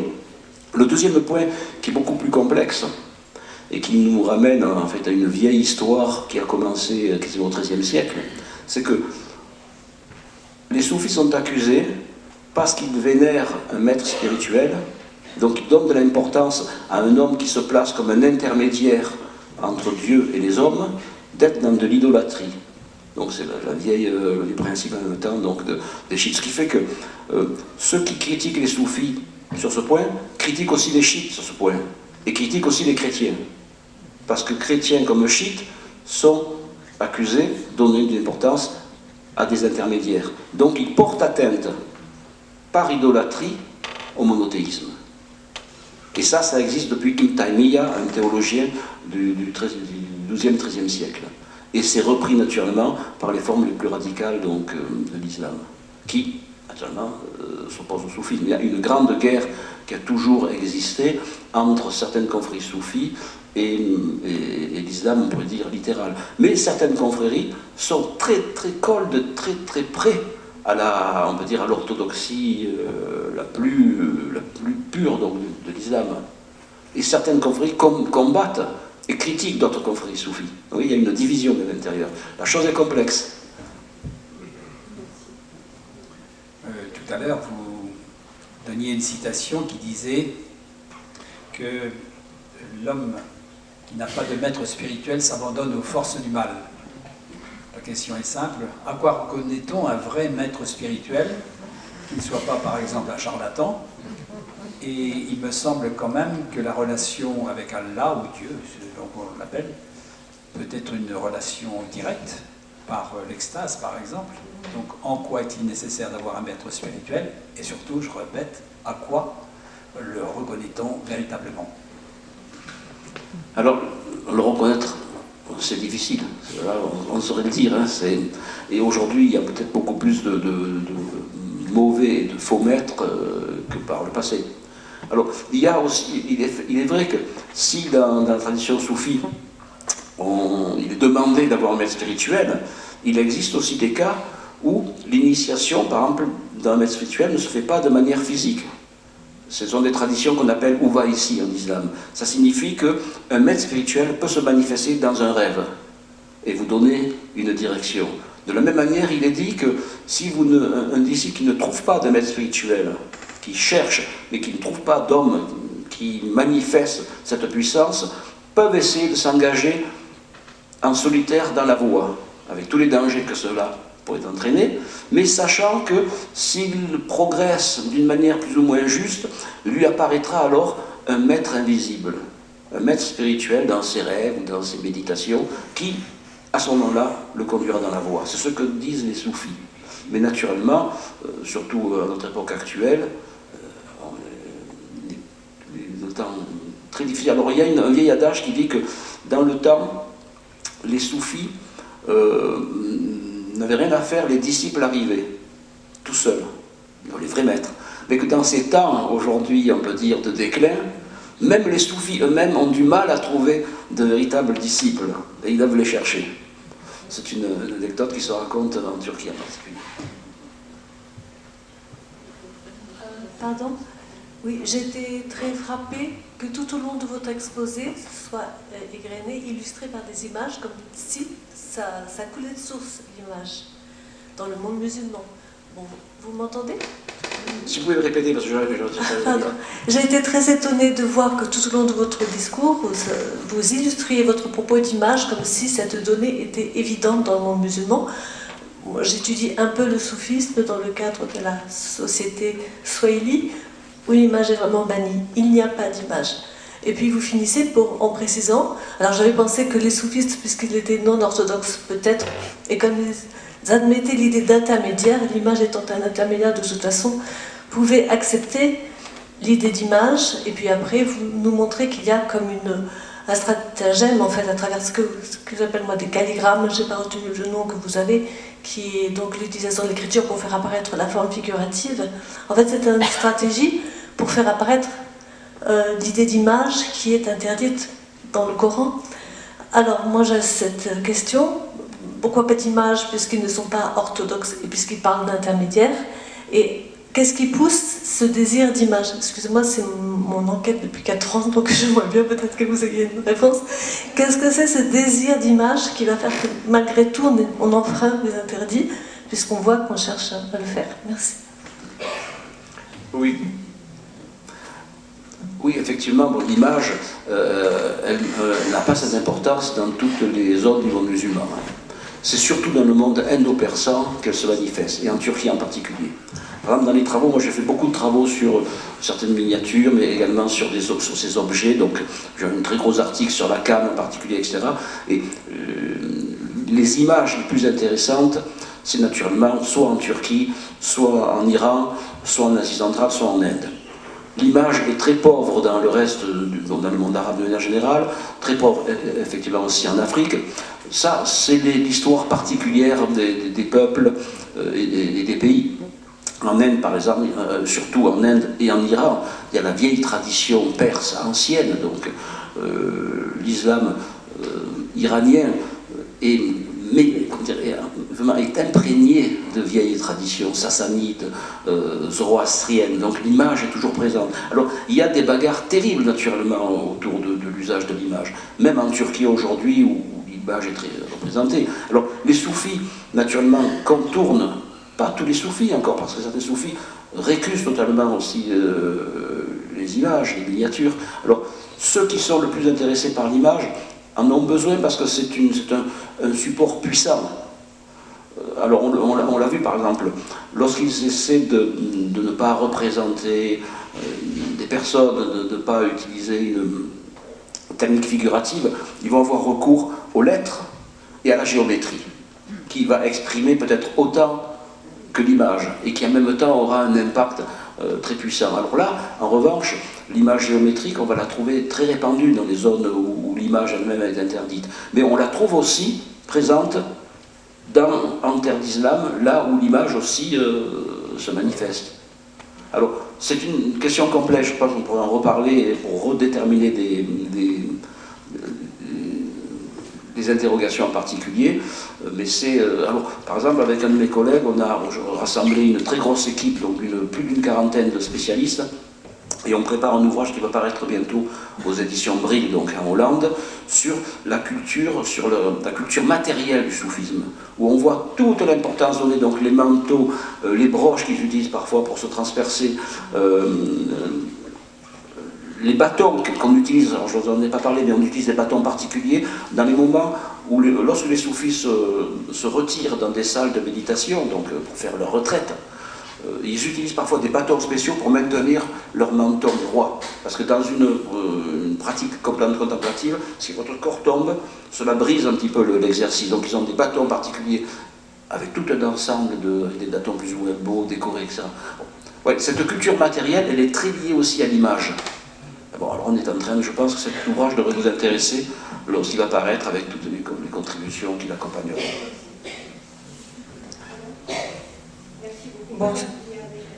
Bonsoir.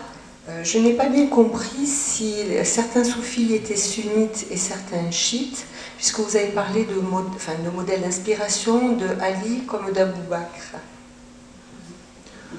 Alors, il y a des soufis chez les sunnites comme chez les chiites. Ils ont été beaucoup combattus par les chiites aussi, ce qui peut sembler étonnant, puisque Ali est vénéré surtout par les chiites. Mais on les trouve de partout. En fait, ils essaient de se placer au-dessus à leur famille d'appartenance, que ce soit le sunnisme ou le chiisme. Et on a même dans l'histoire vu des confréries soufis qui étaient sunnites au départ et qui sont passés au schisme ensuite. Par exemple, le cas de la Kubraviyya en Asie centrale et en Iran.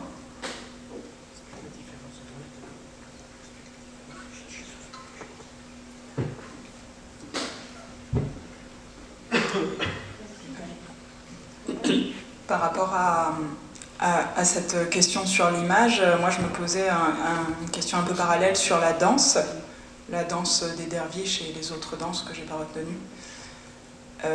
Est-ce qu'elle a vocation à être vue, ou est-ce que c'est comme les images, c'est-à-dire faut pas les montrer, faut pas les voir, et c'est juste réservé à la communauté ou à la confrérie. Est-ce que c'est pour un principe intérieur ou est-ce que c'est à vocation de communiquer ou d'être vu? Non, là, il n'y a pas particulièrement de nécessité chez les soufis de la représenter automatiquement. C'est surtout qu'en Turquie, bon, où s'est développée surtout la danse des derviches tourneurs, en Turquie, les artistes ont voulu la représenter. Là, je vous ai montré qu'une miniature donc, du XVIIe siècle, mais c'est inimaginable le nombre de reproductions qui existent. Et les Occidentaux, naturellement, qui ont été fascinés par ce type de danse, les peintres, les voyageurs, en ont fait beaucoup de représentations. Ça, c'est une autre histoire. Maintenant, concernant, je crois que vous me posez la question aussi, de la représentation uniquement, ou vous avez une autre question? Ah, non, alors, voilà, j'ai peut-être pas oublié de vous parler de la notion de secret. Alors, les confréries soufis, normalement, ne sont pas secrètes, c'est-à-dire elles ne sont pas cachées. On peut assister à une réception, tous les rituels que je vais vous montrer, on peut y assister. Il y a une seule confrérie qui est totalement fermée, c'est celle des Bektashi, donc qui est très particulière, qui cultive donc, un vivre ensemble tout à fait différent des autres confréries, très marqué un peu par des éléments chamaniques, etc. Mais la plupart des autres ne sont pas secrètes. Et la danse, on peut toujours y assister, il n'y a absolument rien qui se cache. Maintenant, pour la danse, il faut noter aussi que la danse est un peu différente du zikr. La danse est une technique qui peut être même pratiquée par des personnes qui ne sont pas soufis. C'est-à-dire, elle est enseignée comme une chorégraphie, par exemple, mais elle peut être pratiquée par des non-soufis. La danse ne fait pas le soufi. Le soufi de l'ordre de Mevlevi apprendra la danse, il l'utilisera comme une technique, mais le soufi de l'ordre de Mevlevi, il doit être formé pendant 1001 jours, selon la tradition, enfermé dans un couvent où il est au service de la communauté des soufis, au service de son cher, et à l'issue de ces 1001 jours de service pour le couvent, il sera donc initié. Et à ce moment-là, il apprendra naturellement la danse, il pourra la pratiquer. Mais plus que la danse, c'est la méditation par le zikr qui est privilégiée.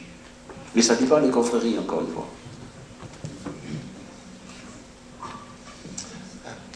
S'il vous plaît, j'ai pu, en vous écoutant, découvrir qu'il y avait des confréries soufis un petit peu partout dans le monde musulman.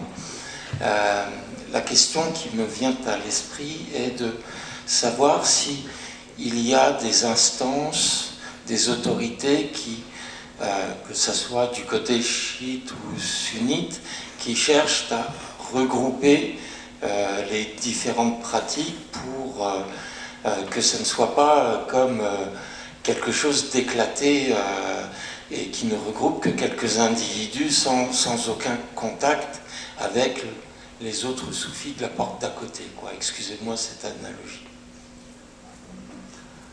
Dans l'histoire des confréries soufis, là, parce qu'on va parler des confréries, il y a des ordres qui sont très centralisés, qui ont leur centre, par exemple à Bagdad, c'est la Qadiriya, et des multitudes de couvents un peu de partout dans le monde musulman.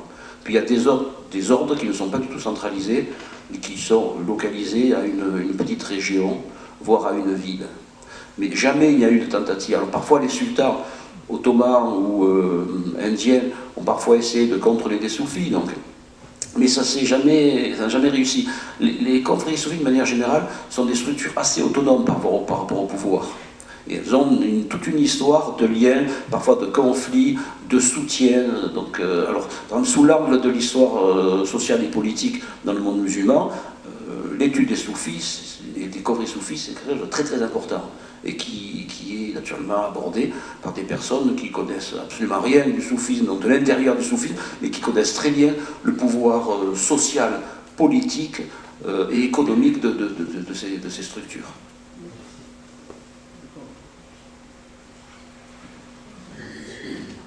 Pardon. Donc dans ces danses, moi j'étudie la civilisation, pardon, vous entendez, sur la côte Swahili, pardon. Donc la société Swahili, où il y a ces formes de danse que vous n'avez pas représentées, donc le daïra, le moulidi, je ne sais pas si vous voyez ce que c'est, le dhikr est associé, et c'est une véritable transe. Et comme mon enquête était, pourquoi n'y a-t-il pas d'image, est-ce que c'est la danse qui le remplace? Je suis allée enquêter aussi du côté du judaïsme, où j'ai vu les mêmes danses, exactement les mêmes, et vous parliez tout à l'heure de ces aiguilles qu'on mettait, on les voit chez les juifs ashkénazes, donc c'est vraiment des frères ennemis, quoi. C'est la même chose qui se passe dans la judéité. Est-ce que pour vous c'est un soufisme? Enfin voilà, qu'est-ce que c'est que ces danses? Merci. Oui, vous savez, il y a un verset du Coran qui dit que les musulmans ne sont ni juifs ni chrétiens, c'est tout simplement de retourner à la vieille foi d'Abraham. Donc en fait, on est dans le cadre des religions abrahamiques, c'est-à-dire que ce soit le judaïsme, le christianisme ou le Coran, on est dans un même système, c'est-à-dire les textes de base. Le Coran, c'est tout simplement que la manière de repenser, de recommenter l'Ancien Testament et le christianisme. Donc on est dans des points par exemple, simplement les processions circulaires à la Mecque. Ce sont des processions circulaires qui existent aussi dans le judaïsme. Donc on trouve beaucoup de points communs. C'est pour ça que ce que vous dites, c'est tout à fait juste. C'est-à-dire on peut retrouver beaucoup de points communs dans des pratiques juives. Le Coran, lorsque Mohammed, je ne vais pas dire a écrit le Coran, parce que le Coran a été révélé, mais dans le texte révélé du Coran, on retrouve non seulement des traces de christianisme, mais on retrouve même des traces de gnosticisme juif qui ont été totalement oubliés, par exemple dans le judaïsme, ou de textes donc, venant de gnostiques chrétiens aussi qui n'ont pas été suivis dans le christianisme. Donc tout ça se mêle et on est dans le même champ, je dirais, d'interprétation et d'analyse herméneutique. Et puis alors pour vos danses, ce qui serait intéressant, là, parce que vous parlez d'utiliser les termes de transe et d'extase. Moi je me suis dans les textes totalement opposés à ces termes, je me suis dit, ces textes, ils ne nous renseignent pas, ils nous trompent. Demandez à vos acteurs quels textes, quels mots ils utilisent. Parce que ça, ce serait intéressant. Ça va vous ouvrir sur quelque chose d'intéressant.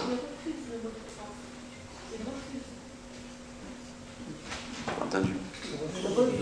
Ah, il refuse. Bah, il refuse le mot de trans, mais il y a le mot, mais excuse-moi. Mais c'est véritablement, écoutez, tout est fait, tout est une machinerie pour arriver à la trans. La répétition, le mouvement. Ah oui, ça c'est ce qu'on retrouve. Si vous savez, la prière juive, donc de mouvement avant-arrière du corps, aussi. Mais ce qui est intéressant, c'est s'ils n'utilisent pas ces mots-là, c'est quels sont les termes qu'ils utilisent. Parce que même si ces termes-là sont encore imprécis, ils nous avancent beaucoup plus. Ils nous permettent de nous approcher beaucoup plus du phénomène qui apparaît, mieux en tout cas que les mots d'extase et de transe. Oui, bonjour. On a parlé à la fin de l'apport du soufisme à l'art, d'une certaine façon. On connaît l'apport de l'islam à la science. Est-ce qu'il y a un apport du soufisme à la science qui est connu? Là, j'avoue que j'essaie de chercher un petit peu, ça ne me dit rien de particulier. Mais il y a eu des soufis qui ont été des hommes de science aussi, hein, des astronomes en particulier. Alors, est-ce que ces textes-là, vous voulez dire si ces textes ont été ensuite traduits de l'arabe vers le latin, par exemple, s'ils ont pu inspirer le monde occidental, c'est ça? Alors, il y a des textes soufis qui ont été traduits et qui ont beaucoup marqué. Alors, par exemple, je sais qu'un texte a repris tous les enseignements du soufisme sur le fameux mirage dont je vous montais au début, donc cette ascension du prophète par ce mirage qui est comme une échelle, donc cette ascension, on peut dire, coranique. Il a été repris, traduit en latin, il était même intitulé « Le livre de l'échelle ». Et des chercheurs ont montré que ce livre de l'échelle, donc, qui rapporte cette ascension, a beaucoup marqué le poète Dante. Donc vous voyez, pour citer qu'un exemple, je ne suis pas un spécialiste de ce transfert vers l'Occident, mais on sait qu'ils sont importants. D'ailleurs, on sait très bien que même des philosophes comme Ibn Sina, Avicenne, Al-Farabi, etc., ont été traduits en langue occidentale et qui ont beaucoup marqué les débuts de la philosophie médiévale en Occident. Une autre question? Alors, avez-vous... Dans le fond de la salle. Oui. Merci. S'il y a des questions en haut, on va monter le micro. Merci. Bonsoir et merci pour ce résumé très riche. Moi, c'est vraiment une question de détail. Vous avez choisi une représentation de Marie ou Mariam, je ne sais pas comment on le dit. Vous l'avez choisie, en fait, elle est un petit peu à genoux. Et il y a un petit être à côté d'elle qui lui tend quelque chose. Et c'est vrai que ça m'a beaucoup intriguée. Je ne sais pas si vous avez il il y a une symbolique, enfin si vous avez choisi cette représentation pour quelque chose de spécial, et s'il y a une symbolique à cet être qui est à côté d'elle, beaucoup plus petit qu'elle, et qui lui tend une petite chose. Ça m'a beaucoup intriguée. Je pense que c'est le Christ, tout simplement, ce petit être qui se trouve à côté. Et alors, je ne l'ai pas choisi en particulier pour ce qu'elle est, donc je voulais un peu illustrer l'importance de Mariam pour les soufis, et en particulier dans l'islam. Alors, il y a un ouvrage qui a été publié en italien, justement, sur les représentations de Marie dans la miniature et les peintures musulmanes, qui est très très riche également, si vous vous intéressez à ce sujet en particulier. Mais non, je ne l'ai pas choisi et je ne pourrais pas vous en dire plus. Non. Merci beaucoup. Alors, allez-y, vas-y, il fonctionne. Pardon ? Il fonctionne très bien. Il fonctionne très bien. بشنو اینه چون حکایت می کند از جدایی ها شکایت می کند از نیستان تا مرا ببریده در نفیرم مرد و زن نالیده. Écoute le roseau, écoute sa plainte, des séparations, il dit la complainte. Depuis qu'on m'a coupé de la roselière, hommes et femmes ont gémi sur mon air. Si نخواهم شرح شرح از فرا تا بگویم شرح درد اشتیاق. Des spectacles avec la poésie persane, et je mêle des danses et des chants soufis. Ça, c'est un texte de Mojir. Il dit, tenant d'une main la coupe, de l'autre le livre saint. La coupe, c'est la coupe de vin de l'amour. Tantôt respectant la loi, tantôt la transgressant, dans ce monde nous voici, êtres d'imperfection, ni païens complètement, ni tout à fait musulmans. C'est comme ça que je me sens. Et j'ai hâte de rencontrer d'autres chercheurs en quête de vérité. L'école dans laquelle j'ai évolué s'appelle Maktab Talirat Oveissi. Le premier de leurs maîtres est Oveissi de Qaran, au Yémen, dont Mohammed, le prophète, disait « Le parfum du bien-aimé me vient du Yémen » et ses compagnons ne comprenaient pas. Où est-il? Pourquoi n'est-il pas venu te voir? Il a dit « Parce qu'il s'occupe de sa mère. » Et je ne le vois pas avec les yeux de la tête. Elle va apporter lui mon manteau, le fameux manteau. Et le premier manteau de notre école vient de Mohammed à Oveis par une voie non physique. Ce manteau lui a été apporté apparemment par Ali. Et ça, c'est le premier maître de notre école. Et le second, c'est assez en relation avec la conférence. Il a eu divers maîtres, puisqu'il était en quête de vérité. Et lui, il a exploré d'autres soufismes, soufisme chrétien, soufisme hindou, soufisme. Et il a eu deux maîtres chrétiens. Le premier volait dans la caisse de la quête. Et donc il l'a remarqué. Et il a choisi un autre maître qui, lui, l'a indiqué à Médine. Donc c'est la voie de la connaissance, du savoir et d'être soi. Il y a plein de choses dans lesquelles je ne me suis pas reconnu. Mais il faut qu'on en discute ensemble. Parce que moi, je suis pour la méthode scientifique, comme on me l'a enseigné. C'est-à-dire voir de mon vécu ce que je vis et le mettre en relation avec mes pairs. Il est évident que l'image, la définition ne peut pas représenter l'innommable et l'indescriptible sans poids, sans son, sans rien du vécu extatique de ce qui est et de Dieu. Mais bon, comme le disait un maître hindou dans le tantrisme, l'enseignement est une traîtrise nécessaire pour rejoindre le camp des traîtres. Et pour moi, il n'y a pas de voie distincte entre hommes et femmes. C'est comme ça que ça m'a été inculqué.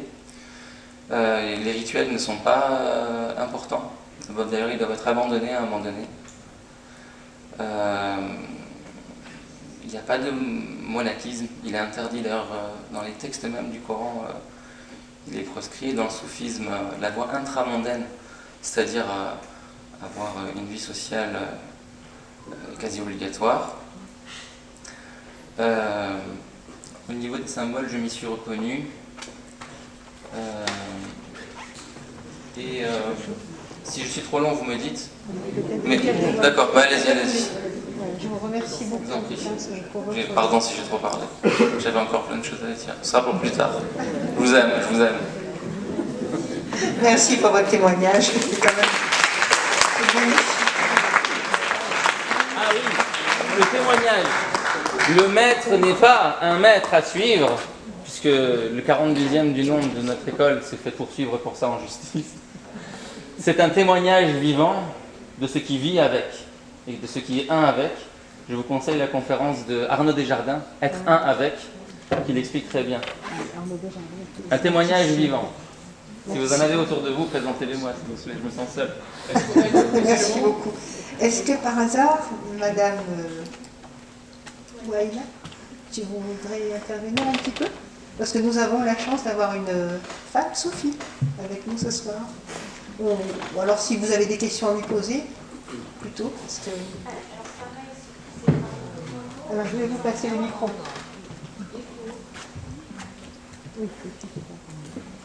Alors pareil, je dirais la même chose. Femme Sophie, c'est un grand honneur comme nom. Je suis en cheminement, tout simplement. Donc après, qu'est-ce que je peux vous dire de mon histoire personnelle? Peut-être raconter vite fait. Donc moi, je suis née dans un milieu catholique. Toute petite, j'étais intéressée par les histoires d'Ancien Testament. Arrivée à l'adolescence, j'étais contre toutes les religions qui, pour moi, n'étaient utilisées que pour asservir les êtres humains. Et puis, petit à petit, j'ai cheminé. Et puis, à un moment, face aux questions existentielles que je me posais, en fait, l'islam est venu. Quand je suis arrivée à La Réunion il y a 35 ans, le premier livre que j'ai acheté à Saint-Gilles-les-Bains, c'était Anthologie du soufisme de Eva Vitré-Merovic qui traduisait les textes de Rumi. Et là, ça a été une vraie révélation pour moi. En fait, c'était, mais je ne suis pas folle, je ne suis pas la seule à penser ça, à vivre ça. Et après, j'ai cheminé. L'islam est devenu une évidence parce qu'effectivement, pour la voie soufie, il faut pratiquer l'islam. Donc, les piliers obligatoires. Et voilà, je chemine tranquillement. Merci. Merci beaucoup.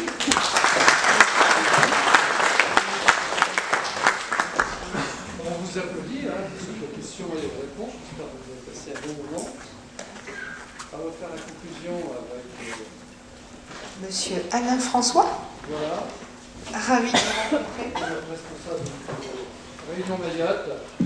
Je vais vous faire le mot de conclusion. Et après, on repassera la parole à Patricie. Mesdames et messieurs, bonsoir. Donc, avant tout, en tant que représentant de la Grande Loge nationale française et son président Jean-Pierre Rollet, je remercie avant tout la mairie de Saint-Pierre de nous avoir accueillis dans ce lieu où nous avons pu faire cette conférence. Je remercie également les amis de l'université et sa présidente Patricia Dijoux, notre illustre conférencier Thierry Zacon, le vénérable maître de la loge provinciale de recherche, Albus, et vous tous ici présents, merci de votre présence ce soir. Nous espérons que ces conférences communes durent dans le temps et de manière pérenne. Vous avez compris, je pense, que la tradition initiatique du soufisme passe par la transmission. Et merci à notre illustre conférencier de nous avoir éclairé sur et de nous avoir fait voyager. Et je vous encourage, je vous engage à lire ces ouvrages qui, je le pense, est à la portée de tous. Et c'est très visible et compréhensible aussi bien dans les fonds que dans la forme. Merci de votre écoute et merci de votre présence.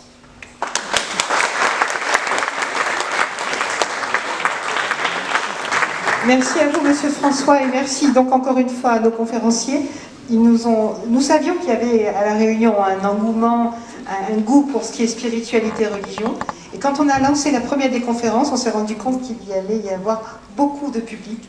Effectivement, nous avons là touché plus de 300 personnes avec ces 2 conférences en moins d'une semaine sur Saint-Pierre. Ce qui est remarquable et c'est vraiment un immense merci que nous vous faisons. Nous avons en commun avec vous cette envie cette valeur de la transmission. Nous avons comme objectif de partager la culture, l'esprit de la recherche et tout ce qui va être justement dans cette transmission de belles valeurs et de connaissances. Partager la culture, la connaissance. Et donc, effectivement, Monsieur François, peut-être que nous serons amenés à nouveau à vous proposer des conférences communes, puisque là, cette fois, c'est votre association qui a invité Monsieur Zarcone à la réunion. Habituellement, ce sont les amis qui invitons, c'est nous qui invitons des invités. Et donc, la prochaine fois que nous aurons des grands invités, normalement, nous devrions avoir Monsieur Alain Juillet, l'ex-directeur de la DGSE, qui viendrait nous faire des conférences au mois de février-mars sur la géostratégie dans l'océan Indien.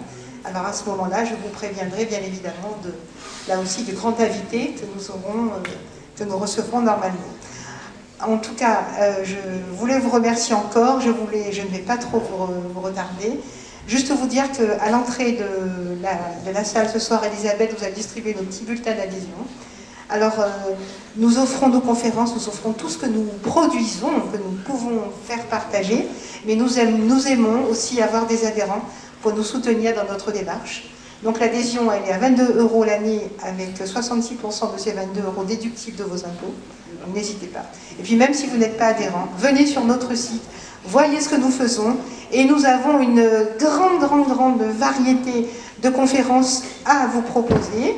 Il y en a 2 qui sont à venir, qui seront faites par des médecins. L'une sur l'anesthésie générale, et dans les coulisses d'une anesthésie générale, la semaine prochaine à la fac de santé. Au mois de janvier, il y aura une conférence sur la maladie coronaire pour les nuls, précisée par le cardiologue, donc accessible à tout le monde. Nous allons avoir le 17, dans cette salle, le 17 décembre, un cadeau pour les amateurs de belles langues, un causé chanté sur un jeune écrivain réunionnais qui a traduit les fables de La Fontaine en créole. C'est d'une finesse à vous faire sourire, et ce jeune conférencier est accompagné d'un musicien de Daniel Waro et d'un autre musicien de Oussano Sava. Donc là, c'est pour vous, vous êtes les bienvenus. Je crois que ce jour-là aussi, je vais faire une liste d'inscription parce qu'on va déborder. C'est le 17 décembre, mardi 17 décembre dans cette salle. Donc, très éclectique, très ouvert sur le monde, de grande qualité. Voilà ce que nous, les amis de l'université, nous vous proposons. Donc nous espérons très vivement vous avoir maintenant, parmi nous, être des nôtres. Voilà, je vous souhaite une très bonne soirée et à